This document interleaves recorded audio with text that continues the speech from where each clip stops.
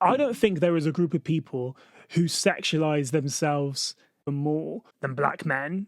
I've spoken to multiple black men in a dating capacity who have spoken about themselves like that. I've spoken to multiple non-black men who have dated black men and have spoken like that. And I just think, like, how do we as black men expect to be treated with respect and expect to be treated like an actual human if you're going on about your BBC and your body parts? You know, you're dehumanizing yourself, like you're degrading yourself.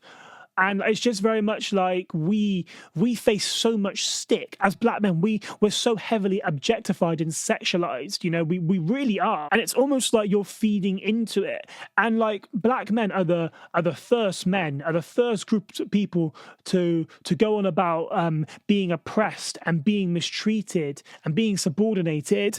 But like, you don't really have legs to stand on if you are stood there going on about your bodily parts, you know, because you're feeding into it. You're feeding into being fetished. You're feeding into being sexualized and being objectified, you know. As black men, I genuinely think as black men, we are the most sexualized race. We are the most sexualized beings because there's nothing, I don't think there's anything else that I can think of that is so heavily sexualized like a BBC.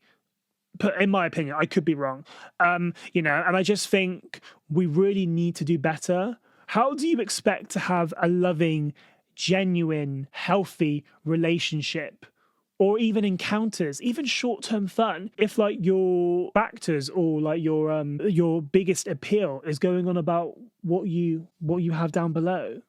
You know, like there needs to be more to it, and I think it needs to be assessed because it's really weird behavior.